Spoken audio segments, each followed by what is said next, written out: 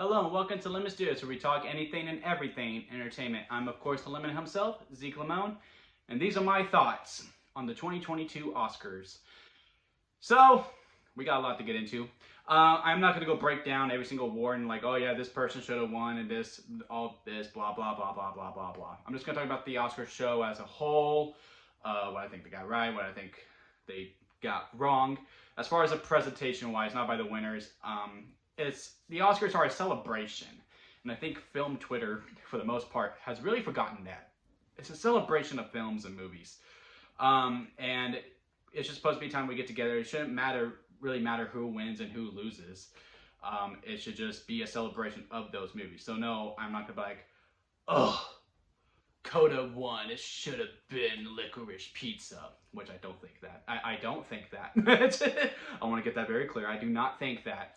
I'm just saying, I'm not going to be doing that. I'm just going to talk about the presentation as itself. So for me, I always look forward to the Oscars. I do think it does go down in quality every single year. I think 2019 was probably the best year. The first year without the host, I was like, this is the best Oscars I've ever seen. Honestly, to me. The most shocking Oscars up until this one, because of the moment, yes, we will talk about that, was the 2019 Oscars, I believe. Yeah, because they were celebrating 2018 when they mixed up La La Land and Moonlight for the ending. That was a pretty crazy moment, but I do think the first year without the host was a really good Oscars production. So what I think about this year? So they had three hosts: Amy Schumer, Regina Hall, and oh my God, I do not remember the third lady's name, and she's like an iconic comedian. Well, anyway, they had those three ladies, and I was skeptical because I am not a fan of Amy Schumer. I don't get her comedy at all. I think it's the same shtick for the most part of it. So therefore, I was not very much looking forward to it. But hey, it was what it was. But I was willing to give it a shot. They knocked it out of the park. They were a great host, and Amy Schumer really stole the show for me. She went there. She wasn't afraid, even after the moment of Will Smith and Chris Rock, how she just comes up and goes, I was changing out the Spider-Man costume. Did I miss anything? Like, people were like, I don't know if I should have left, but like, she just took it like a champ and just went on with it. I do feel like now the Oscars will be like, yeah, we have to have a woman host every single year moving forward because we don't want our men to possibly get hurt. Especially with what happened. We'll get to it later because I know that's what y'all really want to talk about. I do think we don't talk about Bruno should have been the opener and saved Beyonce for the middle portion of it. I mean, Beyonce being the opener is always a good choice to do. I'm not contradicting that. It's just that we don't talk about Bruno. It's very catered to kids. It's 7 o'clock. The kids are gonna watch. Not 9 o'clock when they have to go to sleep and go to school. I really don't get why the Oscars are on Sunday. And also, don't change the song. I was like, what is happening? Why is Megan Thee Stallion here? It's like they just changed it completely up. Like, just leave it with the cast. Like, it's a #1 hit. You don't need to change it. Could have been so simple. They really overthought that. But the production overall was very messy. Really, really messy. I do appreciate that they're trying to make the Oscars more loose and more presentable to bring in the younger crowd. The random DJ Khaled cameo, I didn't mind it. But, you know, some people like were just, it just wasn't, it didn't feel like a ship running tightly. Like, it just felt really, really loose going all the way over. As far as the winners, I'm really happy Coda won. I was a huge fan of West Side Story. That was who I was going for, even though I knew deep down West Side Story wasn't going to win because it is a remake after all and already had its time. I was happy that Ariana won. And out of the others that were not West Side Story, Coda was my second favorite. So I was very happy that that one won. And that it won Best Screenplay and that the... crap, man, I am not remembering. I just got out of watching the show. That the lead supporting actor won that one. Won his award, and seeing all that and sign was really cool. And also when she won Best Adapted Screenplay, props to the sign girl. I mean, she was going. She was just keeping up because she was talking like at 100 miles per hour. So now let's get into the slap. I'm confused by it. At first, I thought it was fake because if you look back at it, Chris Rock makes the joke, right?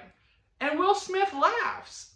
Jada is obviously not happy about it, which is completely understandable. I just learned that apparently Chris Rock has made this joke about the past, and Jada is actually very sensitive about her hair loss. So with that, I don't think Chris Rock should have made the joke. So knowing that he has made multiple slaps, and also with how I've grown up with like, don't let anyone disrespect your significant other. You always stand up for them, no matter who it is.